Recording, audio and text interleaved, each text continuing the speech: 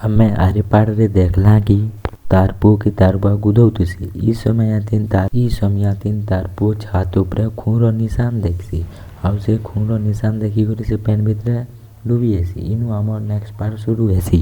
ତାର ପୁଅକେ ଛାଣିକରି ତାର ୱାଇଫ ହେଇଥିସି ତାର ପାଖକେ ଯାଇସି। ଆଉ ଆମକେ ଦେଖବାର के मिलसी कि तार वाइफ के किन भूत गुटे किए गुटे पोजेस କରି ନେଇଥିସି।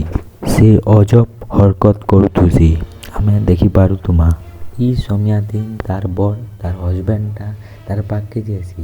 ଆଉ ଦେଖବାର के मिलसी कि ତାହାକେ କିନ୍ पोजेस କରିଥିସି।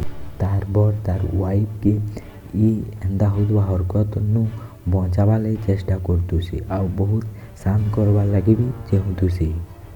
ତାର ବड़ ଇହାଦେ ତक ବି ଜାଣି ନାଇଁ ପାରତେ କି କାଣା ହଉଛେ ବୋଲି। ତାର ବड़ ତାର ୱାଇଫର रूमके ନେଇକରି ଶୁଏ ଦେସି। ଆଉ ଇନ ଆମେ ଦେଖବାର के मिलसी कि दर्पणରେ ଦେଖବାର के मिलसी कि ଯେନ୍ ମୁଚଲାଟା ରଖିସି ସେଟା ଭୂତରେ ପରିଣତ ହେଇଯାଇସି। ତାର ହଜବେଣ୍ଡ ନୋଟିସ୍ କରସି ବଟ୍ ଧ୍ୟାନ ନି ଦିଏ। କିଛି ସାଉଣ୍ଡ ହଉଥିବା ବେଲେ ସେ ଦରବଣଟା ଚେତି ପାଇସି। ସେ ମୁଚଲା ତାର ୱାଇଫ ଅଜବ ହରକତ କରୁଥିସି। ଫିକି ଦେସି। ଆଉ ଇ ଟାଇମରେ ଜଣେ ବାହାରୁ କଲ୍ କରସନ୍ କି କହେସନ୍ कि मैनेजर ପାଖେ ମୁଇଁ ସବୁବେଲେ ଅଛେ। लेकिन से तार हाथ पात किछि नान इ रिलेटेड बोली। लेकिन तार बड़के इ टाइम तक भी से ताई विश्वास नहीं लाई। आउ भाबुथुसी कि से मैनेजर सब काम एइरा है बोली। इ टाइम रे तार वाइफटा भारी कर अगा रूमके पलासी।